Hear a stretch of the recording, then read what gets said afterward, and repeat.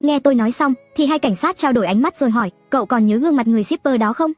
Tôi thành thật trả lời. Họ liền mở ngăn kéo, lấy ra một bức ảnh. Sau nhìn thấy bức ảnh, tôi mừng rỡ nói, đúng, chính là anh ta. Nhưng ngay sau đó, bốp, viên cảnh sát kỳ cựu đập mạnh xuống bàn, giận dữ nói, cậu khai báo rất tốt, nhưng sao giờ lại bịa chuyện rồi? Shipper này đã chết vì tai nạn giao thông cách đây 2 đêm rồi. Nghe vậy, tôi hoàn toàn bàng hoàng, đầu óc trống rỗng. Tôi liên tục lẩm bẩm, không thể nào, không thể nào. Tối qua tôi còn gặp anh ta mà. Có lẽ vì thấy vẻ mặt ngơ ngác của tôi, nên viên cảnh sát già cũng tỏ ra khó hiểu. Cảnh sát trẻ bên cạnh nói nhỏ, thầy ơi, thằng nhóc này diễn giống thật. Nếu nạn nhân không phải người trong trường bọn họ, có khi không bắt được nó. Dù giọng nói của anh cảnh sát đó rất nhỏ, nhưng tôi vẫn nghe được. Nghe vậy, tôi vội vàng kêu oan. Lúc này, có một cảnh sát khác bước vào, sau đó thì thầm vào tai Dương Phong vài câu. Nghe xong, sắc mặt Dương Phong thay đổi rõ rệt. Sau đó anh ta chất vấn, chắc chắn chứ? Có vẻ không thể tin nổi. Vị cảnh sát vừa vào gật đầu xác nhận. Tôi nhìn Dương Phong, vui mừng hỏi, có phải La Phi đã làm chứng cho tôi không? Tối qua tôi thật sự đang trực ca đêm, nhưng ngay sau đó, Dương Phong phẫn nộ nói, Tiểu Ngũ, tôi nhắc lại, nếu cậu thành thật khai báo, chúng tôi sẽ xem xét giảm nhẹ. Nhưng nếu cậu ngoan cố, nói dối, thì thần tiên cũng không cứu nổi cậu đâu. Dù cậu là sinh viên, nhưng giết người thì vẫn phải đền mạng. Nghe vậy, tôi liền gấp gáp giải thích, tôi không giết người, La Phi có thể làm chứng cho tôi. Ai ngờ tôi còn chưa kịp dứt lời, thì Dương Phong đập mạnh xuống bàn nói, địa chỉ cậu cung cấp, chúng tôi đã cử người đến kiểm tra. Không có tiệm tạp hóa nào cả, cũng chẳng có ai tên La Phi. Một tiệm tạp hóa, cần mở cửa ban đêm để làm gì? Cậu tin được không? Nghe Dương Phong nghiêm khắc chất vấn, tôi lập tức không biết trả lời thế nào. Cuối cùng tôi nói, tôi có thể gọi điện thoại được không? Khi tôi vừa dứt lời và Dương Phong định nói gì đó, thì cửa phòng thẩm vấn lại mở ra. Lúc này có một cảnh sát bước vào, yêu cầu Dương Phong ra ngoài. Lần này, chỉ chưa đầy 5 phút, Dương Phong đã quay lại, lập tức thả tôi và liên tục xin lỗi. Thật sự là hiểu lầm, vừa rồi người của chúng tôi tìm nhầm hướng, đã có người làm chứng cho cậu, giờ cậu có thể đi. Sau khi rời khỏi đồn, tôi bèn gọi điện cho La Phi. Anh chỉ nói ngắn gọn, ổn rồi vội vàng cúp máy. Về đến trường, tôi lập tức gọi cho Dương Huệ để hẹn gặp. Nhưng bất ngờ thay, người nghe máy lại là một người đàn ông, và bên cạnh còn nghe thấy tiếng nước chảy. Nghe vậy, tôi lập tức cúp máy và quay về ký túc xá. Vừa bước vào, tôi bị mấy thằng bạn quây lại hỏi, Tiểu Ngũ, nghe nói cảnh sát bảo cậu liên quan đến vụ án mạng, chuyện là sao? Tôi chỉ đơn giản giải thích sơ qua và không để câu chuyện kéo dài. Khi nghe nói có người chứng minh tôi không phải hung thủ, bọn họ cũng không nói gì thêm. Tuy nhiên, điều khiến tôi khó hiểu là về người shipper đó. Dương Phong nói người shipper đã chết do tai nạn, điều này không thể giả. Nếu là như vậy thì người shipper tôi gặp tối qua rốt cuộc là người hay là ma? Suy nghĩ miên man một lúc, tôi bèn ngủ tiếp đi. Khi tỉnh dậy đã là buổi tối, tôi ăn qua loa vài miếng rồi đến tiệm tạp hóa. Vừa đến nơi, La Phi cũng đang ở đó. Thấy tôi, anh ta lập tức nói, đừng hỏi gì cả, cũng đừng nói gì cả. Có tôi ở đây, cậu không sao đâu, hãy tiếp tục làm việc tốt ở đây. Tôi còn chưa kịp mở lời, thì La Phi đã chặn đường của tôi trước. Nhưng tôi không nhịn được mà hỏi, tôi muốn biết tại sao những người đến mua đồ ở đây lại kỳ lạ đến vậy. Và tại sao quần áo họ mặc đều là loại dành cho người chết. La Phi dường như không nghe thấy câu hỏi của tôi, lặng lẽ rời đi. Nhìn vào những món đồ trong tiệm, tôi nhận ra phần lớn là vật phẩm dành cho người chết. Trong lòng tôi bỗng dấy lên một dự cảm không lành. Khi tôi chuẩn bị thu dọn chiếc chuông gió của Triệu Bác, thì có một bóng người đẫm máu bước vào, đứng ở cửa nhìn tôi chằm chằm mà không nói lời nào. Khi tôi định hỏi anh ta cần gì, thì tôi bất giác nhìn xuống đất. Cái nhìn này liền khiến tôi chết lặng, sợ hãi đến không thốt nên lời. Tôi còn chưa kịp phản ứng lại, thì người đó dường như nhìn thấy thứ gì kinh hoàng lắm, rồi lập tức rời đi. Khi anh ta rời đi, tôi đặc biệt chú ý rằng anh ta không bước đi mà lơ lửng trên không. Khi tôi còn đang bàng hoàng, thì có một người mặc áo rách rưới bước vào. Ông ta cầm theo một chiếc phất trần, áo đạo sĩ trên người đã bạc màu thành đen. Thấy tôi nhìn mình, ông cụ khẽ nói, chàng trai, có thể bố thí cho tôi chút đồ ăn được không? Thấy ông cụ trông đáng thương, tôi cũng không nghĩ nhiều, chia nửa ổ bánh mì tôi mang theo cho ông.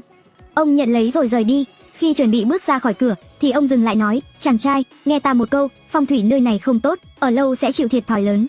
Nghe vậy, tôi liền trực tiếp giữ ông lại. Có lẽ là mèo ngù vớ cá rán, thêm vào đó ông cầm phất trần, theo bản năng tôi liền nghĩ ông là đạo sĩ. Vì vậy, tôi kể mọi chuyện gần đây cho ông nghe. Nghe xong, ông cụ cười nói, xem như cậu có lòng tốt bố thí cho tôi. Tôi tặng cậu một câu, quỷ ngửi hương, thần thắp nến. Nếu không chắc đối phương là người hay ma, hãy đốt nén hương thử, nhất định sẽ lộ dấu vết gì đó. Nói xong, ông cụ rời đi. Thấy ông rời đi, tôi bèn lấy hương và nến từ cây hàng xuống, đốt lên. Đến khoảng hơn 2 giờ sáng, nhìn hương và nến cháy hết, tôi lại thay một bộ khác. Vừa thắp lên, một bà lão mặc áo hoa sặc sỡ bước vào. Tôi chưa kịp hỏi bà cần gì, thì bà đã đứng trước quầy chỉ trỏ lung tung.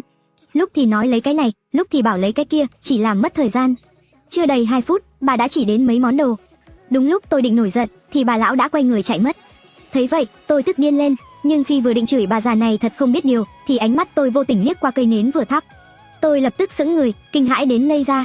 Cây nến dài 20 phân, ít nhất cũng phải cháy được nửa tiếng, nhưng lúc này đã cháy hết sạch. Còn cây hương thì không biết đã tắt từ khi nào. Thấy vậy, tôi nhớ đến lời ông lão đã nói, nghĩ đến dáng vẻ của bà lão vừa rồi, tôi không khỏi tự hỏi, không lẽ bà ấy là thần sao? Nghĩ vậy, tôi không chần chừ, lấy một cây nến mới thắp lên. Về cây hương đã tắt, tôi cũng muốn tiếp tục thắp lại nhưng không hiểu sao mãi không đốt được. Cuối cùng, tôi thay một cây hương khác, và lần này nó lập tức cháy.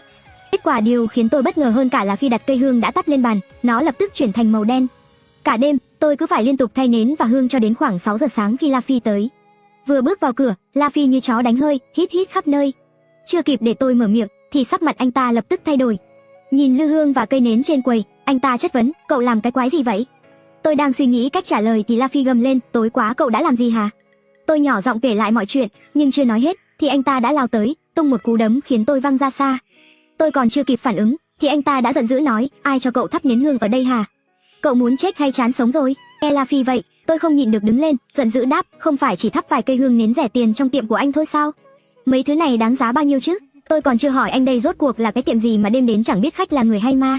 Tôi hỏi anh mà anh cũng chẳng nói. Còn nữa, là lão đạo sĩ bảo tôi rằng quỷ ngửi hương, thần thắp nến. Tôi chỉ muốn xem thử khách tới đây là người hay ma thôi thì có gì sai. Nghe tiếng quát của tôi, La Phi trừng mắt nhìn, làm tôi cứ nghĩ anh ta sẽ giải thích mọi chuyện. Nhưng không ngờ, anh ta lập tức lao tới đánh tôi tới tấp. Cú đánh của La Phi không chút nương tay, xong còn bực bội nói, nếu không phải cậu đã ký hợp đồng, cậu sống hay chết chẳng liên quan gì đến tôi. Hôm nay tôi nói cho cậu biết, làm việc ở đây là chuyện cả đời cậu. Muốn thoát cũng không thoát được đâu. Cái gì mà quỷ ngửi hương, thần thắp nến chứ? Cậu có biết hương là để cúng thần không? Nếu không, tại sao các chùa chiền, đạo quán lại có nhiều người cúng bái mỗi ngày như vậy? Chẳng lẽ họ đi thắp hương cho ma chắc? Nghe vậy, tôi dù đau nhức khắp người cũng giật mình, cảm giác như bị điện giật. La Phi nhìn tôi một cái, không hề tỏ ra thương hại, nói tiếp. Đây chỉ là một bài học, cậu nhớ kỹ trận đòn hôm nay đi, nếu còn phạm sai lầm như thế, thì tôi sẽ bẻ gãy tay chân cậu. Tôi không nói gì, chỉ gật đầu. Khi tôi đang định thu dọn đồ đạc rời khỏi, thề sẽ không bao giờ làm việc ở đây nữa, thì La Phi bất ngờ nắm lấy cổ tay tôi, kéo tay áo lên. Lúc này, tôi thấy một đường chỉ đỏ nổi bật trên cánh tay. Ngay sau đó, La Phi lấy ra một con dao, chưa kịp phản ứng, tôi đã cảm thấy đau nhói ở cánh tay.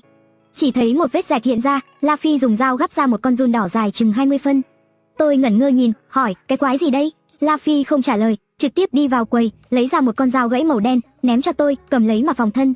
Tối nay nếu gặp lại những khách hàng trước, cứ đâm chúng bằng thứ này. Đâm được 2 nhát thì đừng đâm thêm. Nhìn ánh mắt không thể từ chối của anh ta, tôi bèn cầm lấy con dao. Lúc này tôi mới thấy rõ, con dao đã gãy lưỡi, còn đầy vết rỉ sét. Tôi cất vào túi, chuẩn bị rời đi. Nhóc, tôi biết cậu đang nghĩ gì, như tôi đã nói, cậu ký hợp đồng rồi, giờ là người của tôi. Ngoài tôi ra, không ai bảo vệ được cậu. Tối nay, tôi muốn thấy cậu có mặt đúng giờ. Nếu không, lời tôi nói sẽ trở thành hiện thực. Nghe thấy lời đe dọa của La Phi, tôi chỉ đáp rồi định rời đi. Đúng lúc này, điện thoại của Triệu Bác gọi tới, anh Ngũ, giờ đã 9 giờ, anh đang ở đâu? 10 giờ 30 tiệc liên hoan bắt đầu rồi. Nghe vậy, tôi trực tiếp sững người. Sự việc đêm qua khiến tôi quên mất buổi liên hoan hôm nay. Khi đang định nhanh chóng rời đi, thì La Phi trực tiếp gọi tôi lại, ném chìa khóa Land Rover cho tôi, cậu là người của tôi, lái xe mà đi. Nhìn chìa khóa trong tay, tôi cũng không khách sáo, lái xe đến điểm hẹn, không hiểu sao lúc này trước khách sạn lại có rất đông người tụ tập. Mấy anh em trong ký túc xá tôi cũng đều có mặt, ngoài họ ra còn có các bạn từ các khoa khác. Nam thì ai cũng mặc vest lịch sự, nữ thì toàn là những chiếc váy dạ hội xinh đẹp. Thấy tôi lái xe đến, một cô gái trong đám đông thốt lên, đây là ai vậy? Lại lái Land Rover đến, mọi người đoán xem là khoa nào? Lúc này, mấy chàng trai tụ tập lại đùa, quan tâm là ai làm gì. Người xuống xe, dù đẹp trai hay xấu trai, các cô cứ xông lên là được. Khi mọi người còn đang bàn tán, thì một chiếc Cadillac phóng rất nhanh tới, chiếm ngay chỗ đỗ xe mà tôi định đỗ. Nhìn người bước xuống xe, tôi lập tức muốn bùng nổ. Người xuống xe không ai khác chính là Dương Huệ và một công tử nhà giàu khoa công nghệ thông tin. Giọng nói của chàng trai đó cũng chính là giọng tôi nghe qua điện thoại hôm trước. Thấy họ xuống xe, Vương Minh liền mỉa mai, tôi cứ nghĩ là ai, hóa ra là Dương Huệ. Bây giờ quen công tử nhà giàu, nhìn phong thái đi lại cũng khác hẳn ha. Nghe thấy lời mỉa mai của Vương Minh, Dương Huệ không nói gì. Nhưng Trương Duệ đi cùng thì không chịu nổi, nói, bạn cùng phòng nghèo rớt mồng tơi của các cậu mà cũng muốn cưa bạn gái tôi à? Không tự soi lại mình. Trương Duệ còn chưa nói hết câu thì tiếng còi xe vang lên cắt ngang lời anh ta. Sau đó, tôi bước xuống xe, thấy bộ đồ tôi đang mặc thì mấy anh em trong ký túc xá liền reo lên, thằng này ngon đấy. Nhưng Trương Duệ không biết điều, lại nói, cậu làm như lần này không muốn mất mặt nên thuê Land Rover đến à? Tôi nghe Dương Huệ nói điều kiện nhà cậu cũng chẳng ra sao. Thuê xe này một ngày cũng phải mất cả mấy triệu, đúng không? Đừng nói với tôi xe này là của cậu nhé. Nghe vậy, tôi chỉ cười lạnh, chẳng thèm để ý đến anh ta. Khi tất cả sinh viên tham gia liên hoan đã tập trung đầy đủ, thì nhân viên khách sạn bước ra, dẫn chúng tôi lên một phòng họp lớn trên tầng. Thấy vậy, tôi hơi bối rối, liền hỏi, mấy người đang làm gì vậy? Trông thế này chắc không phải là buổi liên hoan đúng không? Nghe vậy, mấy người bạn cùng phòng mới lên tiếng. Cậu ngốc à, đây là buổi liên hoan phân công sinh viên do trường tổ chức. Hôm nay các công ty tới đây đều là những công ty danh tiếng ở Thành Đức, đãi ngộ rất tốt. Thế nên bọn tôi mới dẫn cậu theo. Nghe vậy, tôi mới hiểu ra. Lúc này, một nhóm đàn ông trung niên mặc vest bước vào, tay ai cũng cầm tài liệu. Nói là buổi liên hoan, thực chất đây là một hội chợ việc làm. Hơn 1 tiếng sau, cuộc họp kết thúc, đến giờ ăn trưa. Tất cả mọi người được mời sang nhà hàng buffet bên cạnh. Gần gũi sẽ có lợi, một số nam sinh mời nữ sinh nhảy. Kiểu liên hoan này thời đại học tôi cũng tham gia nhiều lần. Thế nên tôi không hứng thú lắm, chỉ cầm một ly nước trái cây đứng ở góc. Nhưng đôi khi rắc rối lại tự tìm đến. Trương Duệ bước tới, cố ý làm đổ rượu vang lên người tôi. Thấy ánh mắt vô tội của anh ta, tôi quay lại, lấy ly nước trái cây hắt thẳng vào mặt anh ta. Chưa kịp để anh ta nói gì, tôi đã nói, bạn Trương, thật ngại quá, tay tôi trượt làm rơi ly. Trương Duệ túm lấy cổ áo tôi, giận dữ quát, thằng khốn, mày cố ý đúng không? Tôi không nói gì, chỉ lạnh lùng nhìn anh ta. Lúc này, Dương Huệ bước tới, nói, Trương Duệ, chắc đây là hiểu lầm. Bao nhiêu bạn học đang nhìn, anh mau thả tay đi. Cô ấy cố gắng kéo hai chúng tôi ra, nhưng với tính cách công tử nhà giàu của Trương Duệ thì chuyện thả tay là không thể. Vương Minh và 2 người nữa trong phòng ký túc thấy vậy liền tiến tới cảnh cáo, Trương Duệ, mày không biết mình là thứ gì à? Mau bỏ tay ra, nghe rõ chưa? Nhưng trong lúc giằng co với Trương Duệ, con dao nhỏ trong túi áo vest của tôi bất ngờ rơi ra. Thấy vậy, Trương Duệ lập tức buông tay và lùi lại vài bước. Con dao nhỏ là một con dao găm, điều này không khó nhận ra. Các bạn học đứng đó đều lùi lại vài bước. Tôi cười gượng, nhặt con dao trên sàn lên. Thấy vậy, Trương Duệ liền hét lớn, thầy ơi, ở đây có người mang vũ khí vào. Nghe thấy có chuyện, các nhà tuyển dụng lập tức tiến lại gần. Khi họ đến và thấy tôi đang cầm con dao găm, thì lập tức yêu cầu tất cả mọi người lùi lại. Lúc này, Trương Duệ bắt đầu bịa chuyện, thầy ơi, chính cậu ta vừa định ra tay với em. Vài ngày trước, cảnh sát còn bắt cậu ta vì nghi ngờ liên quan đến một vụ án mạng. Người chết chính là một bạn học khoa công nghệ thông tin của chúng em. Bạn học này, cậu có biết tầm quan trọng của buổi liên hoan hôm nay không? Không ngờ cậu lại có tiền án. Tôi cười gượng, lắc đầu, liếc nhìn Trương Duệ rồi quay sang Dương Huệ nói. Cha mẹ từng dặn cô đừng quên, dù tìm bạn trai thì cũng phải tìm người trung thực, đáng tin. Đúng là Trương Duệ có tiền, nhưng hôm nay cô cũng thấy rồi. Nói xong, tôi nhìn Trương Duệ và nói tiếp, nói dối bịa chuyện sẽ gặp báo ứng đấy. Nói xong, tôi rời khỏi hiện trường. Về đến trường, tôi đỗ xe xong, ăn qua loa một chút rồi nằm lên giường. Nhìn con dao găm đầy rỉ sét trong tay, tôi nghĩ, ngay cả nếu muốn đâm người, chắc cũng không đâm nổi. Trong trạng thái lờ mờ, tôi thiếp đi lúc nào không hay. Khi tôi tỉnh dậy, thì đã là hơn 5 giờ chiều. Vừa định đi rửa mặt thì tôi nhận được cuộc gọi từ La Phi, bảo tôi nhanh chóng đến cửa hàng tạp hóa. Khi đến nơi, anh ta nói với tôi, tối nay có thể sẽ xảy ra chuyện lớn. Khi cậu trông tiệm, nhớ chú ý, những gì tôi nói với cậu sáng nay, tốt nhất cậu nên ghi nhớ trong đầu đi. Nếu tối nay có người đến mua đồ và họ cư xử đúng mực thì không sao. Nhưng nếu họ ra tay với cậu hoặc muốn đưa cậu đi đâu, không cần biết là chuyện gì, lập tức dùng con dao găm tôi đưa cho cậu mà đâm họ. La Phi nói xong, như nhớ ra điều gì, sau đó anh ta chỉ vào thanh kiếm treo trên tường, nếu con dao găm không hiệu quả, hãy dùng thanh kiếm này. Dù có bao nhiêu người chết, tôi cũng sẽ bảo vệ cậu. Nhưng nếu cậu rời khỏi cửa hàng, tôi không cứu được cậu. Thấy ánh mắt sắc bén và nghiêm túc của La Phi, tôi biết anh ta không nói đùa. Tôi nói, nếu vậy, tôi đóng cửa tiệm lại luôn, chẳng phải xong sao? Nghe tôi nói, La Phi bật cười, nếu đơn giản vậy, tôi đã không cần cậu ở đây rồi. Dù cậu có đóng cửa, họ vẫn sẽ tìm đến cậu. Nhớ kỹ lời tôi nói. Nói xong, La Phi nhìn tôi một cái rồi rời đi. Thấy anh ta rời đi, tôi cũng chẳng nghĩ nhiều. Con dao găm đặt trong túi quần, còn thanh kiếm thì để trong tầm tay. Đến 12 giờ đêm, không có khách nào ghé qua. Tôi cũng không để ý lắm, định chợp mắt thì có một cơn gió lạnh thổi ngược lại, khiến tôi tỉnh táo ngay lập tức. Nhưng khi mở mắt ra, thì tôi thấy có 2 người đứng trước quầy. Họ không nói gì, chỉ trợn mắt nhìn tôi. Thấy vẻ mặt dữ tợn của họ, tôi đặt tay xuống dưới quầy, một tay đưa vào túi nắm lấy con dao găm. Chúng tôi cứ nhìn chằm chằm vào nhau vài phút, tôi không dám lơ là chút nào. Khi tôi đang căng thẳng chuẩn bị ra tay, thì 2 người đàn ông mặc đồ xanh lá bất ngờ rút lui. Sau khi họ đi rồi, tôi tưởng mình có thể thở phào nhẹ nhõm, nhưng không ngờ có một người đàn ông mặc vest đỏ bước vào.